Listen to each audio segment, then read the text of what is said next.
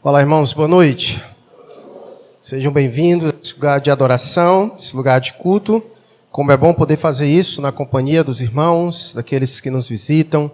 Sintam-se à vontade para expressar a sua adoração a Deus. E esse é um momento muito oportuno do culto, que é aquele momento em que nós meditamos na palavra de Deus, porque acreditamos que é por meio dela que Deus dirige as nossas vidas e governa o seu povo. Então nós vamos dar continuidade à exposição que temos feito do Evangelho de Mateus, hoje capítulo de número 9, dos versos 27 a 34. Mateus, capítulo de número 9, dos versículos 27 a 34.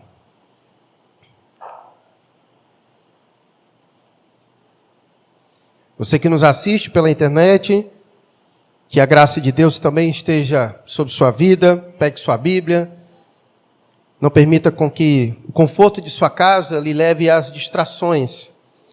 E aproveito também as circunstâncias para convidá-lo a estar presente aqui, neste lugar, adorando, cultuando a Deus, como assim nos ordena a palavra de Deus. Mateus capítulo de número 9, versículos de número 27 a 34, nos diz assim a palavra de Deus. Partindo Jesus dali, seguiram-no 2 cegos, clamando: tem compaixão de nós, filho de Davi. E tendo ele entrado em casa, aproximaram-se os cegos, e Jesus lhes perguntou: credes que eu posso fazer isso? Responderam-lhe: sim, Senhor. Então lhes tocou os olhos, dizendo: faça-se conforme a vossa fé. E abriram-se-lhes os olhos. Jesus, porém, os advertiu severamente, dizendo: acautelai-vos de que ninguém os saiba. E saindo eles, porém, divulgaram-lhe a fama por toda aquela terra. Ao retirarem-se eles, foi-lhe trazido um mudo endemoniado, e expelido o demônio, falou o mudo. E as multidões se admiravam, dizendo: jamais se viu tal coisa em Israel. Mas os fariseus murmuravam: pelo maioral dos demônios é que expele os demônios. Vamos orar mais uma vez. Deus querido, que alegria, Pai, é estar em Tua presença. Sabemos, ó Deus, de que o Senhor se faz presente no meio da Tua igreja. Te agradecemos, ó Deus, porque reconhecemos nossa pecaminosidade e nossa indignidade diante da Tua santidade e da Tua majestade. E por isso nós louvamos ao Senhor Jesus, que nos possibilitou esse tempo e essa oportunidade de termos acesso ao Senhor por meio do seu sangue. Deus, que nesta noite o Senhor nos visite, e que o teu Espírito Santo, que convence o homem do pecado, do juízo e da justiça do Senhor, nesta noite esteja falando aos nossos corações, mediante a tua palavra, pois sabemos que a palavra do Senhor é a verdade do Senhor. Abençoa, Deus, cada um de nós que aqui nos encontramos. Abençoe também os que nos assistem pela internet. Deus, que o Senhor nos conduza por meio e através da verdade. Não permita, Deus, com que a nossa mente, afetada pelo pecado, nos leve às distrações, pensando em coisas que não estejam no momento, ó Deus, apropriado para pensar. Que nossa mente, ó Deus, e nosso coração estejam voltados para Ti nesta noite, desejosos, assim como a corça anseia pelas águas, ansiosos, ó Deus, por ouvir o Senhor falar conosco nesta noite. Assim nós oramos ao Senhor, no nome de Cristo Jesus. Amém. Então, dando continuidade à narrativa apresentada por Mateus, já chegando ao final do capítulo 9 dessa sessão, porque no capítulo 9 encerra uma sessão e no capítulo 10 inicia outra, e no próximo sermão eu vou fazer a conexão entre a sessão que encerra o capítulo 9, ligando com a que se inicia no capítulo 10. E o versículo 27, ele começa dizendo: partindo Jesus dali. Segue-se então que a narrativa da qual nós lemos agora, ela é exatamente a consequência daquilo que acontece depois, posteriormente ao que Jesus acabara de realizar. E quem esteve aqui domingo passado, bem lembra o que foi que Jesus acabara de realizar, aonde Jesus se encontrava, o que foi que aconteceu. Vocês lembram? Porque o texto diz, partindo Jesus dali, a pergunta é, dali aonde? Jesus partiu dali aonde? Qual foi o último lugar que Jesus esteve, segundo a narrativa? Jesus esteve na casa de Jairo. Jesus esteve na casa de Jairo, onde Jesus trouxe à vida a filha de Jairo. E não somente isso, no caminho também Jesus encontrou com aquela mulher do fluxo de sangue. Lembram? Que há 12 anos sofria daquela enfermidade. Então a narrativa, ela tem aqui sim, em alguns momentos não, mas aqui sim, há uma sequência cronológica dos eventos de Jesus. Jesus acabara de estar na casa de Jairo. Havia realizado aquele episódio onde ele trouxe à vida a filha de Jairo. E partindo dali, o texto diz que seguiram-no 2 cegos. Então se imagina que Jesus estava na casa de Jairo, e Jesus então sai da casa de Jairo, e segundo o versículo 28, Jesus sai da casa de Jairo e vai para um outro lugar. Qual é o outro lugar? Segundo o versículo 28, ele chega. Ele partiu dali para onde? Para a sua casa. Jesus sai da casa de Jairo e parte dali então para a sua casa. Alguns vão pressupor que porventura Jesus possa ter voltado para a casa de Mateus. É uma possibilidade.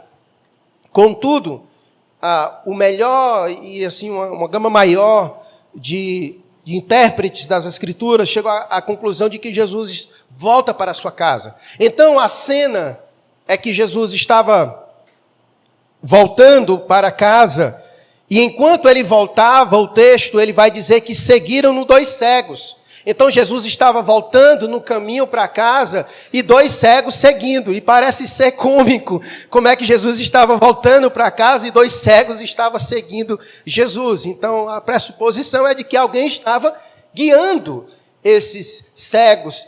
E eles estavam indo no encalço de Jesus. E não somente isso, eles estavam tentando se fazer percebidos por Jesus, porque eles estavam clamando. E qual era o clamor deles a Jesus? Segundo o versículo 27, qual era o clamor deles? Tem compaixão de nós, filho de Davi. Então eles prosseguiam. Jesus estava saindo da casa de Jairo para sua casa, e eles no caminho, seguindo Jesus, e tentando se fazer percebido por Jesus, e clamando a Jesus, para que Jesus exercesse aquilo que é fundamental, para que Ele possa olhar para nós e agir em nosso favor. Eles estavam clamando pela preciosa compaixão de Deus, porque só a compaixão de Deus é capaz de um Deus santo e justo fazer com que Ele se vire para nós, homens pecadores, miseráveis, depravados como nós. Só a compaixão de Deus é o meio pelo qual Ele olha para nós, nos contempla em nossa miséria, nos contempla em nossa fraqueza. Só a sua compaixão. E aqueles homens exatamente clamaram por aquilo que eles sabiam que era necessário clamar, para que Jesus pudesse se voltar para Ele. É dessa forma que nós devemos ir a Jesus. É exatamente dessa forma que nós devemos ir a Jesus, clamando a Ele por compaixão. Quem clama a Jesus por compaixão reconhece a si mesmo. Quem clama por compaixão a Jesus reconhece a si mesmo. Aqueles homens reconheciam que eles eram necessitados. E só a compaixão de Jesus seria a porta para que o Senhor pudesse se compadecer deles e agir em seu favor.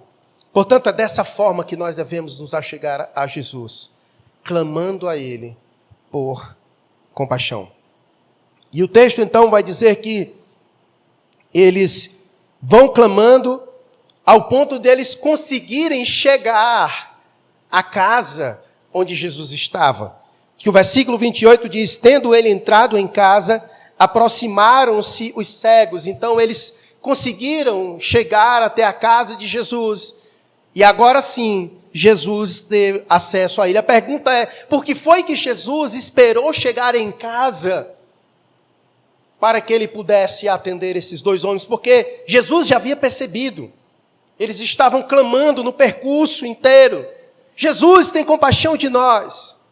E Jesus poderia ter feito como ele fez em diversos momentos na sua peregrinação, atender, curar, como ele acabara de fazer com a mulher do fluxo de sangue, que no caminho indo para a casa de Jairo, ele realizou milagre na vida dela. E como muitas outras ele fez, mas Jesus fez questão de ir e conduzindo eles até a sua casa. 2 fatores. O primeiro, provar a fé deles. E a segunda coisa que nós vemos nesse texto, e a razão pela qual Jesus conduz eles até em casa. Jesus preferiu tratar com eles dentro de casa para refrear as expectativas messiânicas. A prova disso é o que Jesus disse para eles, depois que Jesus opera o milagre na vida deles, no verso 30. Jesus dá uma ordem para eles. Qual foi a ordem que Jesus deu, segundo o verso 30? Não diga para ninguém. Jesus já havia dito isso outras vezes? Já havia dito isso outras vezes. Então, a razão pela qual Jesus não fez no meio de todo mundo era porque Jesus, de certa forma, queria refrear as expectativas messiânicas. Toda vez que os milagres de Jesus se tornavam públicos, uma multidão lhe cercava. E Jesus ainda tinha um ministério a se desenvolver. E não era aquele momento em que ele deveria parar ou consumar todas as coisas. Ele ainda tinha coisas a fazer. Então, em diversos momentos, Jesus ele tenta dar uma refreada nessa expectativa messiânica. E por isso que Jesus fez questão de conduzir esses homens até a sua casa, para que, após Jesus realizar aquilo dentro de casa, ele dissesse: olha, não conta não. Mas, como a gente sempre vê os relatos, o que acontece? Quando ele diz isso, parece que o melhor seria ele dizer o contrário, né? Tu vai e fala para ver se dava certo, né? Porque toda vida que ele diz, vai e não diz, acontece exatamente o que ele disse que não era para fazer, que é o que diz o versículo 31. E saindo eles, porém, divulgaram-lhe a fama por toda aquela terra. E aí, gostaria de um copinho d'água. Pega lá para mim, por favor. Lucão não está aqui, meu irmão, um abraço para você, que eu sei que nos assiste pela internet. Está vendo como você faz falta, meu irmão? Um abraço para a Glorinha, para o Estevão, e logo a gente quer poder apresentá-lo aqui para a glória de Deus. Então, o texto prossegue, então, que ao retirarem-se eles quem? Os cegos. Então a narrativa continua. Foi-lhe então trazido um mudo endemoniado. E aí, expelido o demônio, falou o mudo. E as multidões se admiravam, dizendo: jamais se viu tal coisa assim em Israel. Então você percebe que essa é a narrativa. E essa é a forma que Mateus encerra essa parte onde ele inicia no capítulo 8 e encerra no capítulo 9. Mateus reservou 2 capítulos para nos bombardear, nos mostrando os diversos feitos que Jesus realizou por meio de curas e milagres. A gente vai ver pouquíssimos outros acontecendo. É como se Mateus tivesse feito questão de compilar ali naqueles 2 capítulos, enxertar neles só essa narrativa. E nós já vimos o porquê que Mateus fez isso. Mateus fez isso exatamente para mostrar a autoridade e o poder de Jesus. Obrigado, meu irmão. E então Mateus fez isso para apresentar a autoridade e o poder de Jesus. Porque nós vimos até o presente momento Jesus realizando diversas coisas.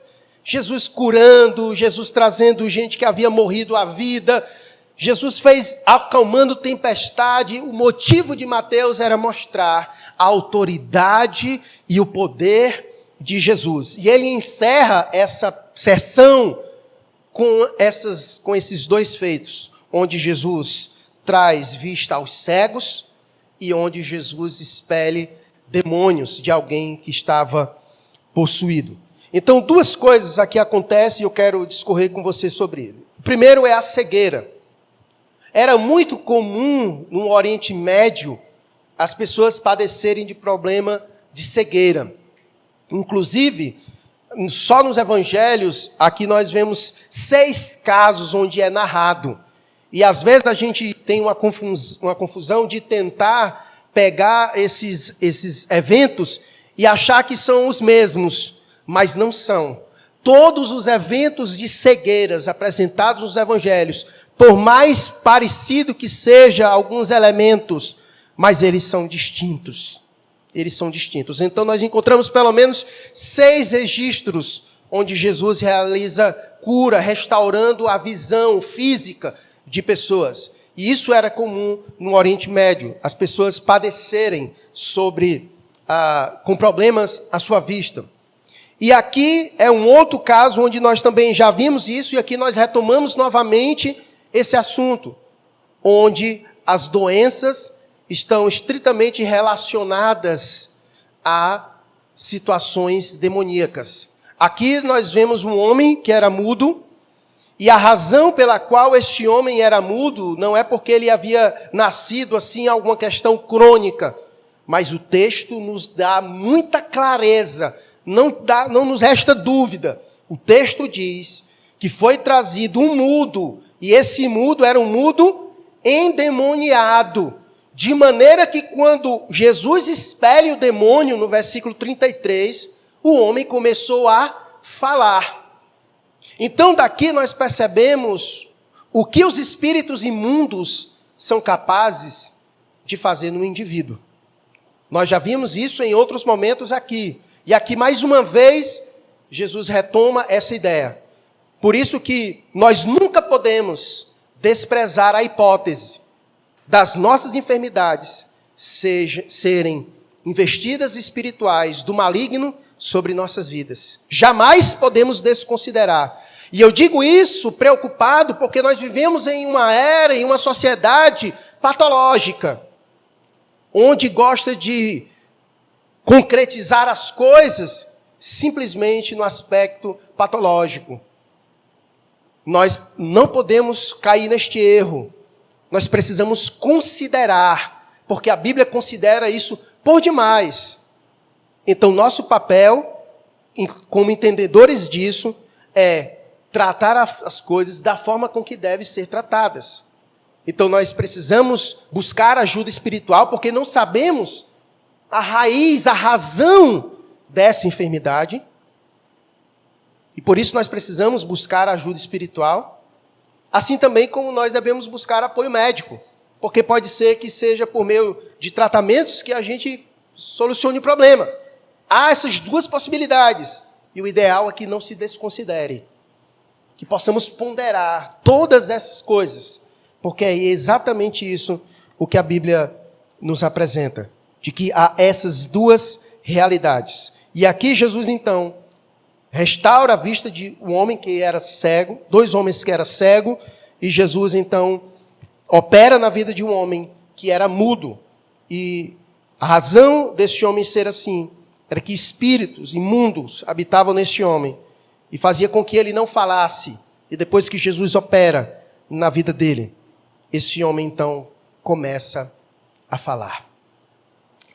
Mas o que chama a atenção nesses 2 episódios é a expressão que sai da boca dos cegos.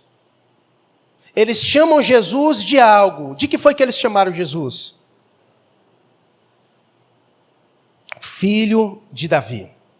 Essa é a primeira vez que Mateus apresenta Jesus como filho de Davi.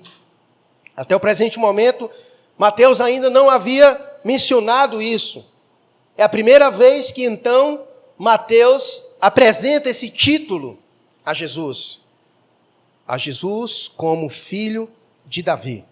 E no comecinho, lá no capítulo 1, quando nós falamos sobre as genealogias, a gente falou um pouquinho sobre isso, mas há uma verdade por trás que implica chamar Jesus de o filho de Davi. Deus havia feito promessas a Davi. E uma delas sobressai sobre todas. Jesus havia dito a Davi que da sua linhagem, que da sua descendência, nunca se apartaria o trono, o cetro. E Jesus é um descendente direto de Davi, e portanto Jesus é o Rei dos Reis, Ele é o Messias, Ele é o ungido de Deus, o esperado. E é interessante como esses homens então reconhecem Jesus como filho de Davi, e é por reconhecer Jesus como filho de Davi, que eles sabem o que Jesus é capaz de fazer por eles. Quer ver uma prova disso? Coloca o texto aí para nós de Isaías, capítulo 35, versos 5 e 6.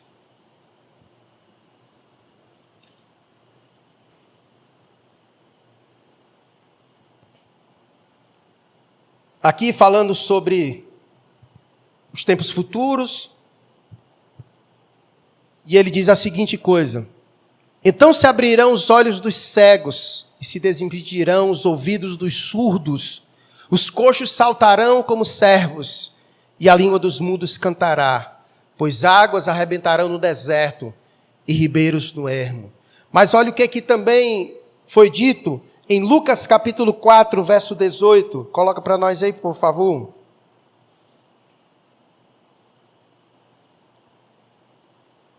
Onde o próprio Cristo cita Isaías, onde ele diz: o Espírito do Senhor está sobre mim, pelo que me ungiu para evangelizar os pobres, enviou-me para proclamar libertação aos cativos e restauração da vista aos cegos, e para pôr em liberdade os oprimidos.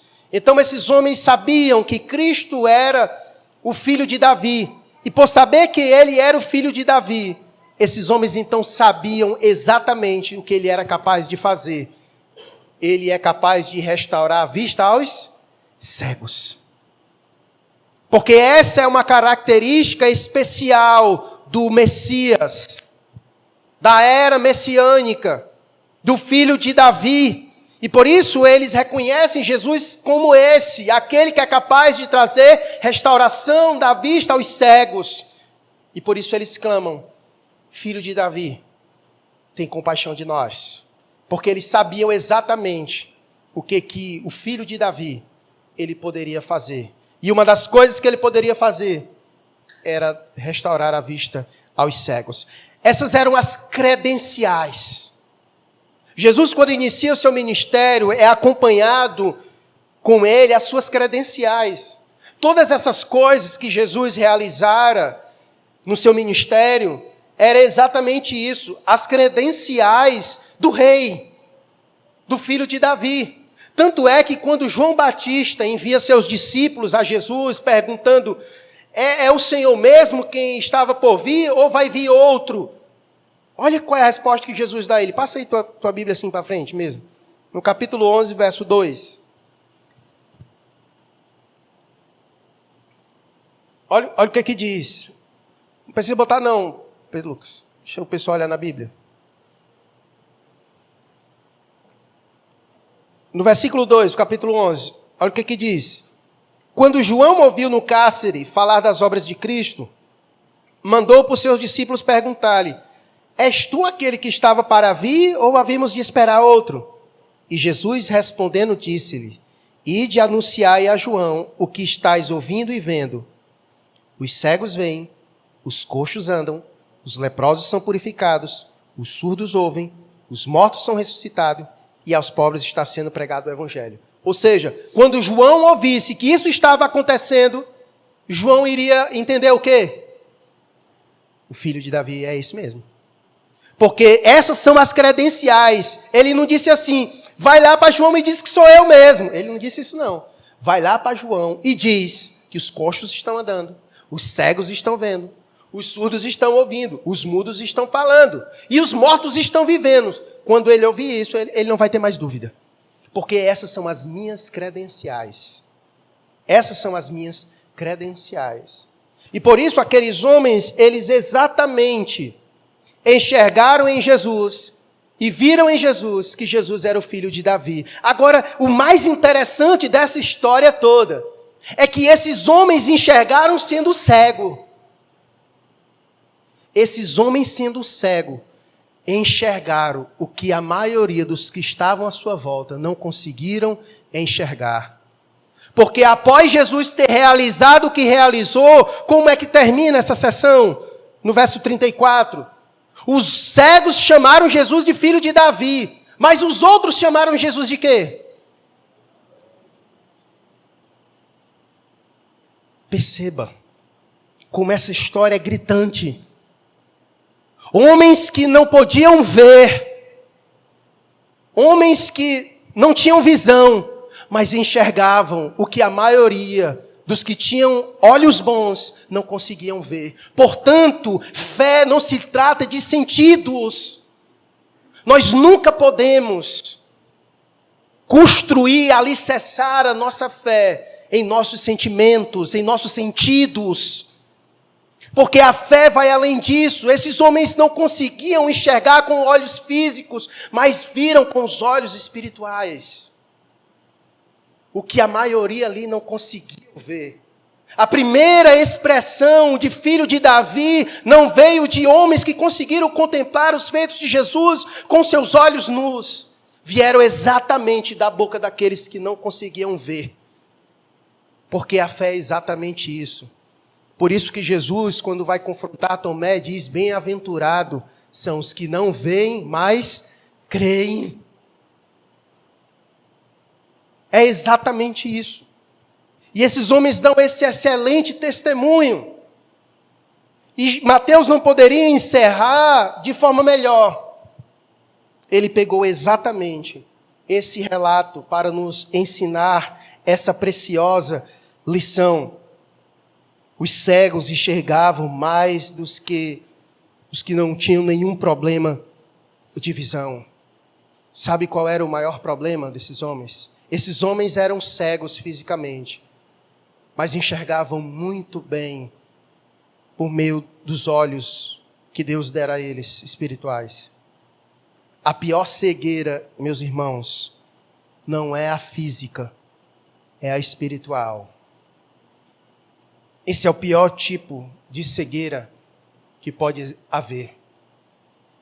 É a cegueira espiritual. Aqueles que lá estavam tinham suas funções perfeitas do seu corpo, mas eles não conseguiam contemplar, os seus ouvidos não conseguiam conceber a ideia, o nome filho de Davi não entrava, não soava em seus ouvidos. Aquilo que Jesus realizara diante dos seus olhos nus, não conseguiam encher o seu coração e contemplar a beleza do Cristo. Não conseguiam. Se o Senhor não remover as escamas, eu sempre faço isso, né? Se o Senhor não remover as escamas da verdadeira cegueira dos nossos olhos, nunca conseguiremos contemplar a beleza do Cristo ressurreto. É por isso que Paulo vai dizer na carta 1 aos Coríntios que o Cristo crucificado para o mundo é loucura. Para os judeus é escândalo.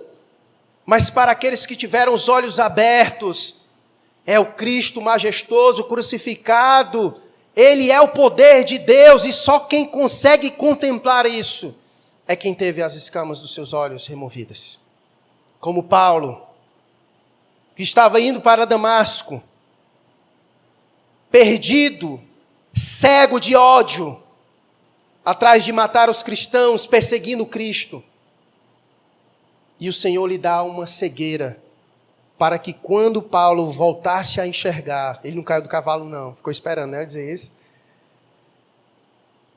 E Deus lhe deu uma cegueira, para quando fosse abertos os olhos de Paulo, de Saulo, abrisse um novo homem, para que ele pudesse agora contemplar as grandezas de Deus. Essa é a razão pela qual, muitas vezes, nós nos surpreendemos com o mundo. Não podemos criar expectativas de que o mundo contemple a Cristo como nós o contemplamos. Eles não contemplarão. Eles não contemplarão. Se o Senhor não remover a cegueira dos nossos olhos, não conseguiremos contemplar. Essa era a razão pela qual esses homens, acompanhando, já fazia tempo que eles estavam acompanhando. E eles estavam acompanhando e vendo inúmeras coisas o Senhor realizar, mas mesmo assim, quanto mais Jesus realizava coisas diante dos seus olhos, mais incrédulos eles ficavam. Quanto mais Jesus operava, mais incrédulos eles ficavam. Portanto, o problema não são sinais, nunca foi sinais. Mais da frente nós veremos esses homens pedindo a Jesus, faça mais sinais. E Jesus diz, vocês já têm Jonas e inúmeros outros sinais. O problema não são os sinais, o problema é a incredulidade do coração. O problema é a incredulidade do coração. Não importa o que Jesus faça, ele não vai conseguir contemplar isso se Jesus não remover as escamas dos seus olhos, da cegueira espiritual. Isso faz parte da condição do homem, porque todos nós nascemos mortos em nossos delitos e pecados. E uma consequência da nossa morte espiritual é a cegueira espiritual. O morto não vê, o morto não sente. Se o Senhor não trouxer vida para nós, jamais conseguiremos enxergar e contemplar a beleza de Cristo, o nosso Salvador. Portanto, a cegueira pior é essa. É a cegueira espiritual. A cegueira espiritual. E esses homens dão um testemunho maravilhoso, que mesmo sendo cegos, enxergaram aquilo que até agora ninguém tinha enxergado. E por isso, o primeiro testemunho de Cristo ser chamado de filho de Davi, saiu da boca exatamente de dois cegos, de homens que não podiam ver, mas enxergavam melhor do que a maioria dos que ali estavam. E o testemunho então que segue é esse. Enquanto esses homens deram o testemunho certo de Jesus, no verso 27, encerra no verso 34, com a resposta daquele que é cego espiritual. E a resposta do que é cego espiritual olha para Jesus e olha a conexão que ele faz. Esse aí, na verdade, ele aí é, esse aí, na verdade, anda lado a lado com o bichão. Esse aí tem pacto com o cão. Porque tudo que ele faz, mas ele faz é pelo maioral dos demônios. Olha a diferença, como é gritante a diferença de um para o outro. E como nós já vimos, Jesus é mestre em lidar com isso. Jesus é mestre em lidar com isso. Como nós já vimos, o capítulo 9 inteiro, são esses homens seguindo Jesus e só interpelando Jesus e só criticando Jesus o tempo inteiro. E como nós já vimos, o que Jesus faz diante disso? O que Jesus faz diante dessas acusações? Será que Jesus foi procurar alguma ajuda médica porque ele estava se sentindo? Ele me chamou de filho do cão. Ai.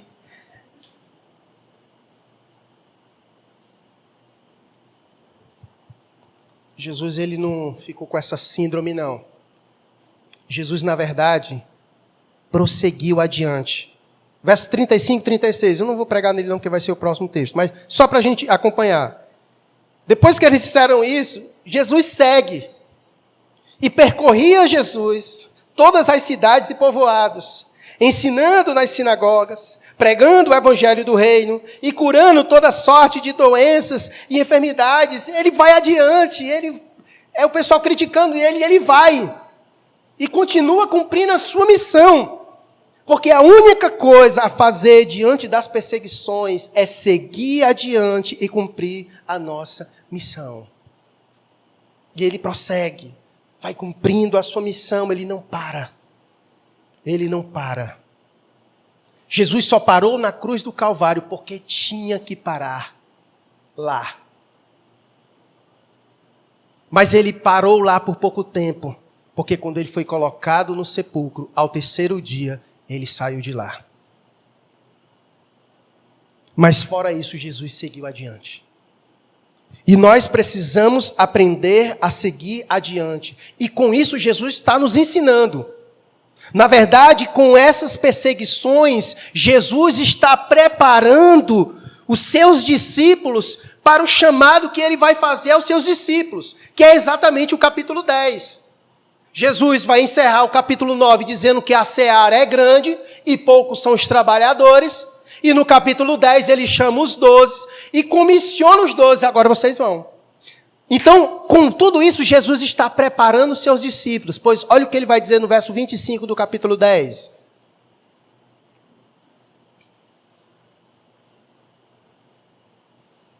Ele vai dizer: basta ao discípulo ser como seu mestre, e ao servo como seu senhor. Se chamaram Beelzebu ao dono da casa, quanto mais aos seus domésticos. Então ele já está preparando os seus discípulos. Olha, vocês vão, mas fiquem cientes. Se me chamaram assim, vão chamar vocês também. Então ele já está preparando os seus discípulos, ensinando os seus discípulos que diante dessas coisas, eles devem fazer o quê? Seguir adiante e cumprir a sua missão. Ele está exatamente ensinando isso para os seus discípulos. Que diante dessas coisas, eles não podem parar. Eles têm que seguir adiante e cumprir a sua missão. Assim também somos nós. Ser crente nesse mundo não é fácil. Nós temos uma missão a cumprir, da qual nós vamos falar no próximo domingo. Nós temos uma missão a cumprir. E quando nós sairmos a cumprir a nossa missão, nos acusarão. E Jesus exatamente prepara os seus discípulos. Se me chamaram de Beelzebu, vão chamar vocês também. Se preparem. Mas vocês não podem parar. Não podem parar. Tem que seguir adiante.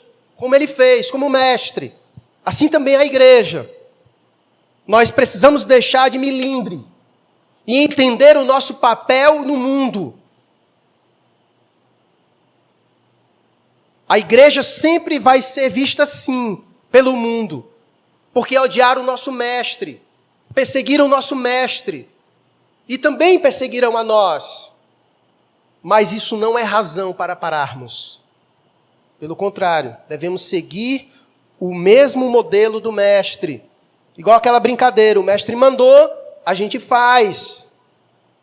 E o mestre não somente manda, ele é aquele que dá exemplo. Ele seguiu adiante e devemos seguir adiante. E devemos seguir adiante. Então ele nos dá essa preciosa lição de como nós devemos lidar com as críticas e as circunstâncias que vêm sobre nós. Uma coisa interessante dessa história também, que salta aos nossos olhos, é que aparentemente, eu não sei como é que você lida com isso, mas no ato de nós cumprirmos a nossa missão, às vezes nós temos dificuldade de ir àquelas pessoas que aparentemente as circunstâncias não são favoráveis para o Evangelho. Nós temos uma tendência de se aproximar mais daqueles que são mais favoráveis, mais suscetíveis a receberem o Evangelho. Esses homens eram cegos. Só a sua cegueira já é um ponto que conta contra eles.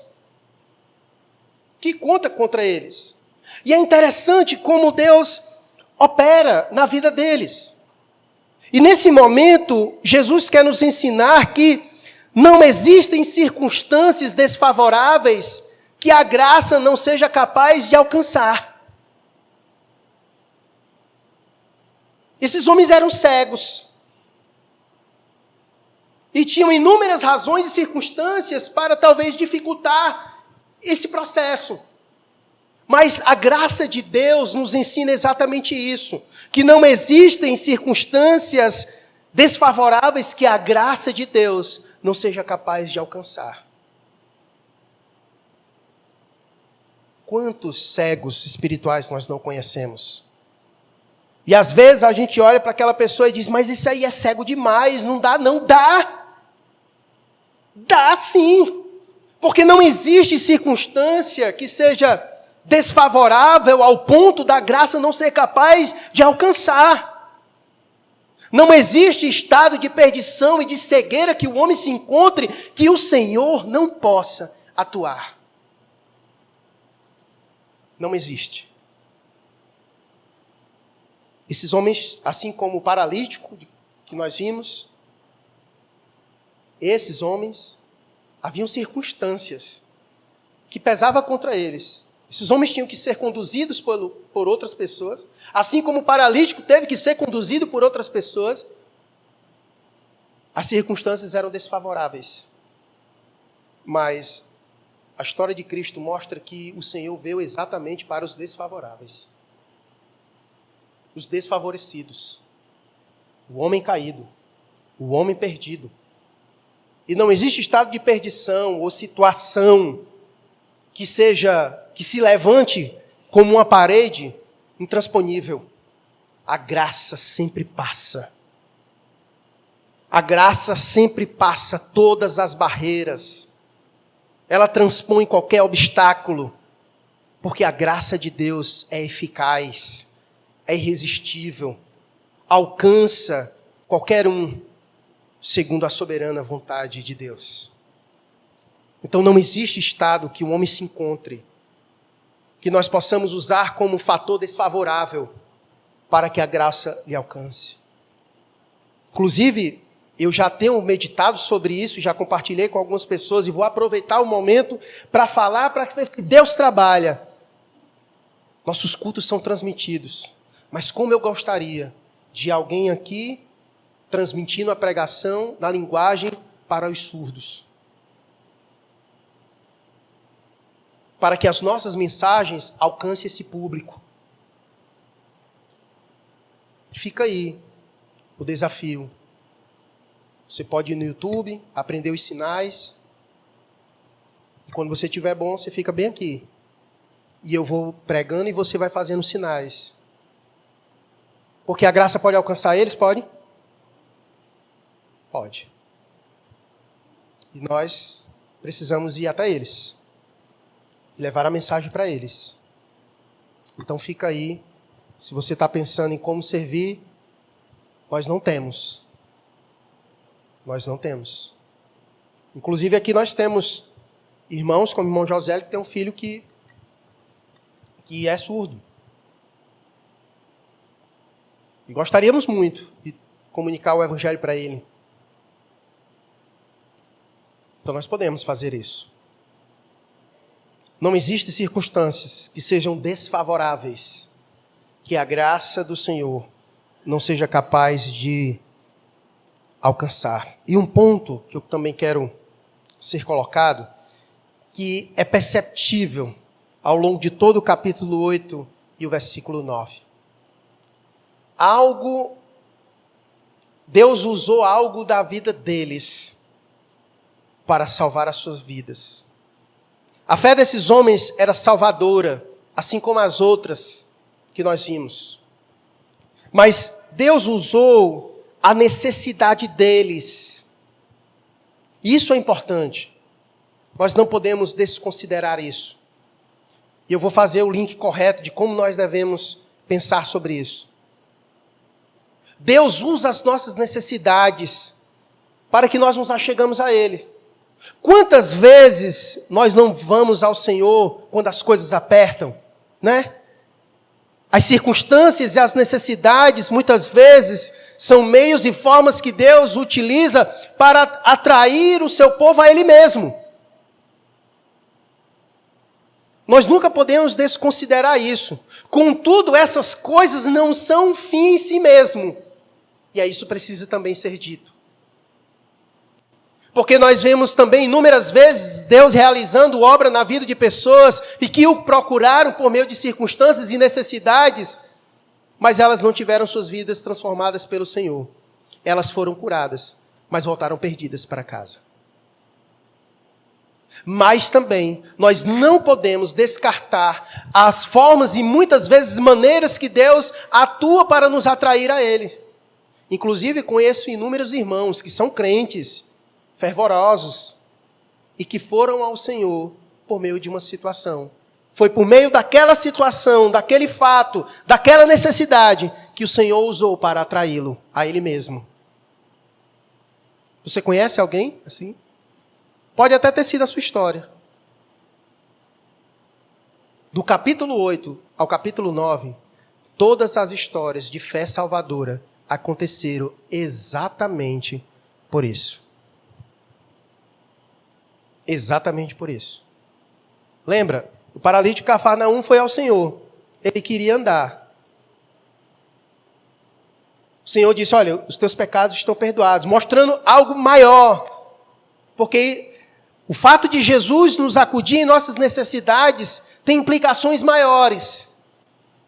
Nos apontar para outras necessidades maiores, outros problemas maiores. Mas também nós não podemos descartar aquilo que Deus pega. Deus muitas vezes coloca situações em nós para ser exatamente aquilo pelo qual Ele nos chama até Ele. Deus tem suas formas e seus meios de chamar os seus filhos. Deus me chamou num momento muito difícil da minha vida. Os irmãos sabem. Tive problema com drogas. E eu entendo que Deus fez.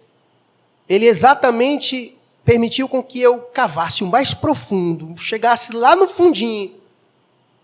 E quando eu não conseguisse mais cavar e eu parasse, e eu olhasse, mas agora eu estou a fundo demais, eu não consigo mais sair, porque eu cavei demais.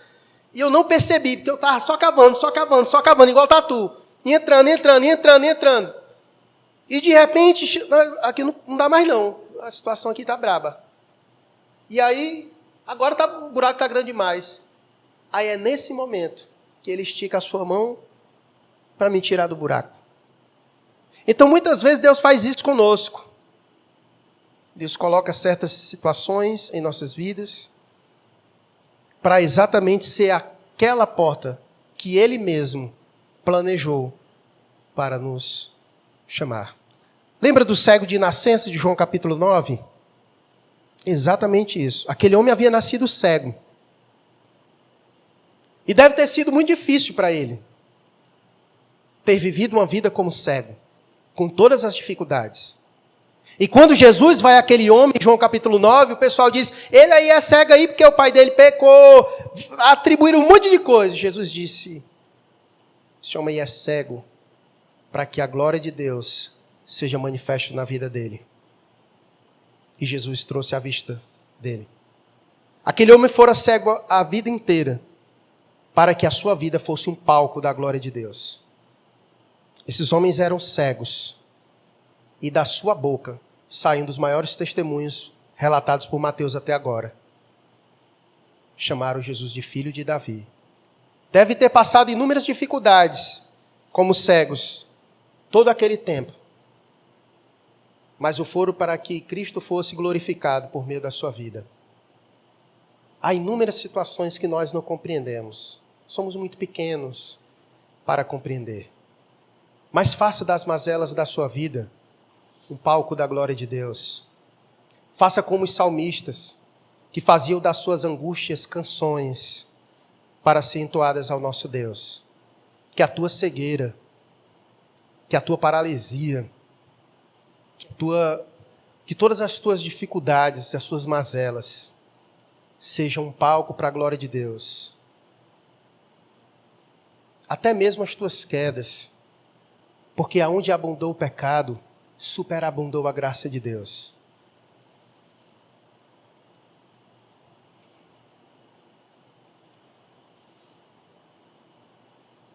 Então a necessidade desses homens os guiou até a presença do Senhor. E Deus age muitas vezes assim. em nossas vidas. E Ele continua a fazer exatamente isso. Eu creio que nesse tempo de pandemia, foi um tempo também que Deus usou as dores, as circunstâncias para aproximar muitas pessoas dele. Muitas pessoas angustiadas, depressão, ansiedade, avassaladora sobre a vida das pessoas. Uma porta excelente que Deus abriu para chamar muitos para Ele. Muitos para Ele. E a resposta afirmativa deles, dos dois, quando eles disseram, Jesus disse no verso 28, credes que eu posso fazer isso? Responderam-lhe, sim, Senhor. Esse sim, Senhor, foi a confissão de fé salvífica desses homens. Eles reconheciam Cristo como o filho de Davi. E eles tinham fé suficiente em Jesus para isso. E sabiam que Jesus era poderoso exatamente para fazer isso. E por isso Jesus ali interroga eles para que ficasse evidenciado uma fé verdadeira e genuína. Lembrando que os incrédulos estavam à sua volta. E Jesus queria trazer um testemunho de fé público, uma confissão de fé pública diante dos incrédulos, que diante dos milagres de Jesus não tinham fé para crer, não conseguiam reconhecer a Cristo como o filho de Davi. E Jesus então tira da boca daqueles homens exatamente a sua confissão. Jesus já sabia, porque Ele conhece os nossos corações, como Ele já provou aqui com os líderes religiosos, quando Ele cura, quando Ele vai curando as pessoas, o paralítico Cafarnaum, que eles razoaram no seu coração, e Jesus sabia o que estava em seu coração, em seus pensamentos. Jesus sabia o que estava lá, mas Jesus quis tirar a confissão da boca deles, para que ficasse evidenciado e testemunhado uma fé genuína e verdadeira. E o Senhor diz, olha, credes que eu posso fazer isso? Sim, Senhor. Sim, Senhor. O Senhor aqui é exatamente aquilo que nós já temos visto aqui. Chamar Jesus de Senhor é reconhecer a sua autoridade e o seu poder. Jesus é Senhor? Então me diga, Ele é Senhor sobre o quê? Ele é Senhor sobre todas as coisas, inclusive sobre as doenças, sobre a natureza, sobre a morte, como Ele acabou de fazer com a filha de Jairo. Sim, Senhor, Ele é Senhor. Sobre todas as coisas, Ele exerce senhorio sobre todas as coisas. Se Ele disser, haja saúde, haverá saúde. Se Ele disser, haja vida, haverá vida. Porque Ele é Senhor. Nós não. Ele é Senhor. Ele é Senhor. E só há Ele. Ele é único Senhor soberano sobre todas as coisas. Mas aqueles homens não conseguiam enxergar Jesus como Senhor. Eles enxergavam Jesus como maioral, como aquele que trabalhava com o maligno. E é impossível você querer comparar o maligno com o Senhor. Porque o maligno, ele é pequeno, mas o Senhor é grande. Ele é o Senhor sobre todas as coisas. Inclusive, Ele é Senhor sobre os demônios. Lembra da história do Gadareno? Dos endemoniados? Eles pedem a Jesus. Senhor, nos manda ali. Porque Ele é Senhor, inclusive, sobre os demônios. Traz um homem que é mudo aí. É demônio que está aí dentro. Sai. E sai mesmo. Porque Ele é Senhor. Porque Ele é Senhor. Portanto, meu irmão, creia nisso. Você serve a um Cristo que é Senhor. E que se Ele quiser, ao som de sua palavra, diante da tua mazela, dizer, sai, ela sai. Porque Ele é Senhor. Ele é o Senhor que trouxe à existência todas as coisas por meio de sua palavra. Ele disse, haja luz e houve luz. E se Ele disser qualquer coisa, haverá. Porque sua palavra tem poder. Como nós vimos no Salmo, a sua palavra tem poder.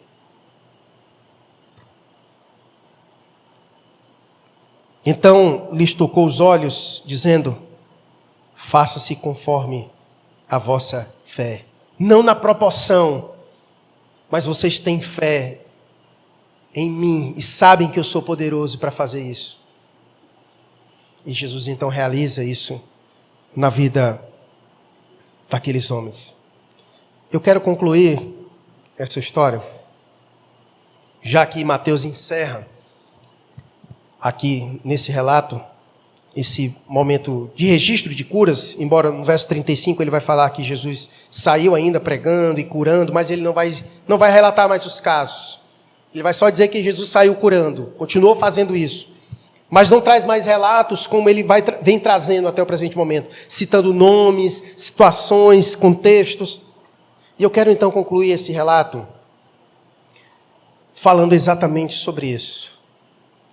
Fazendo você enxergar pelos olhos da fé aquilo que Cristo de fato é. Ele é o Filho de Davi. Ele é o Cristo, o Messias, o ungido, Filho de Deus. Ele é o Senhor. E é interessante, os últimos 3 relatos que encerram essa série mostram Jesus sendo o Senhor sobre 3 coisas.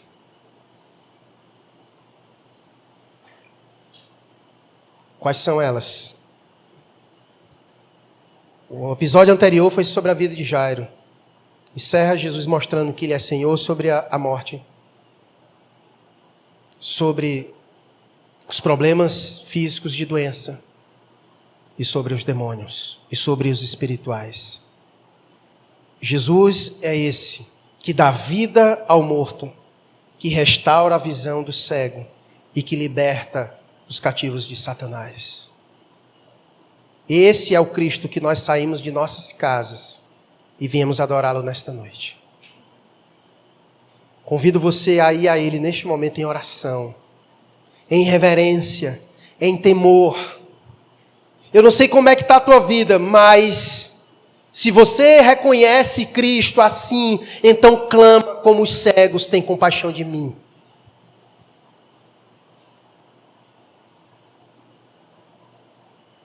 Se você reconhece Ele assim, então clama como os cegos, tem compaixão de mim.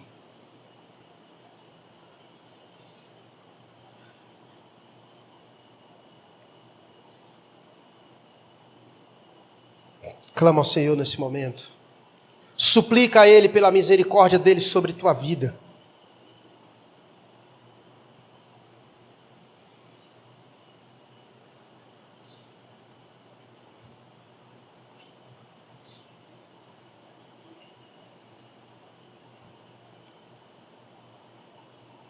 Aqueles homens gastaram um tempo caminhando e clamando. Pode ser que seja esse momento. Está com tempo que está clamando, mas talvez seja hoje o momento, assim como foi para aqueles homens. Chegou o momento de chegar a casa, e chegou o momento do Senhor agir com providência. Clama. Tem compaixão de mim, filho de Davi.